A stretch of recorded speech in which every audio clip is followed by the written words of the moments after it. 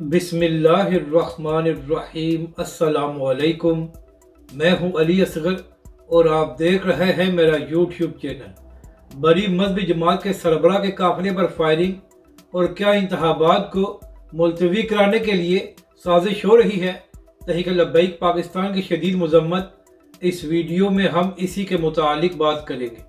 नाजरीन कराम, आज ये खबर सामने आई थी कि तहरीक लब्बैक पाकिस्तान के मरकजी रहनुमा अल्लामा फारूक हसन कादरी साहब पर नारोवाल में हमला किया गया है, जिसके बाद तहरीक लब्बैक पाकिस्तान ने इसकी शदीद मजम्मत की और हुकूमत से मुतालबा किया कि जिन लोगों ने हमला किया है उनको फौरी तौर पर गिरफ्तार किया जाए।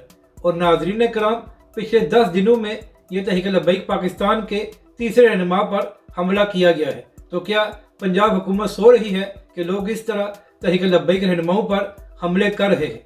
तो इसी हवाले से नाजरीन कराम, एक और बड़ी खबर सामने आई है और कहा जा रहा है कि DI खान में मौलाना फजल रहमान के काफिले पर भी फायरिंग की गई है।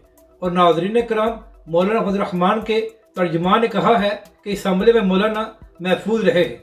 तो क्या नाजरीन कराम, जानबूझकर मजहबी जमातों के रहनुमाओं को निशाना बनाया जा रहा है कि ताकि हालात ख़राब हों और इंतखाबात को मुलतवी कराया जा सके? तो नाजरीन कराम, यहाँ पर निगरान हुकूमतों की यह जिम्मेदारी है कि सिक्योरिटी को फुल प्रूफ करे ताकि रहनुमाओं को निशाना न बनाया जा सके और हालात ख़राब न हो।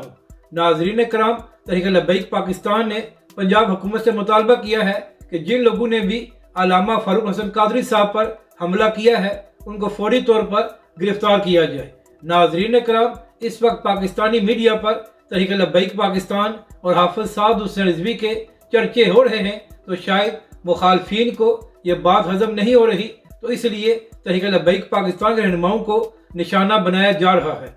अपनी राय का ज़रूर इजहार करें कि आपको ये वीडियो कैसी लगी और हमारे इस चैनल को भी सब्सक्राइब करें।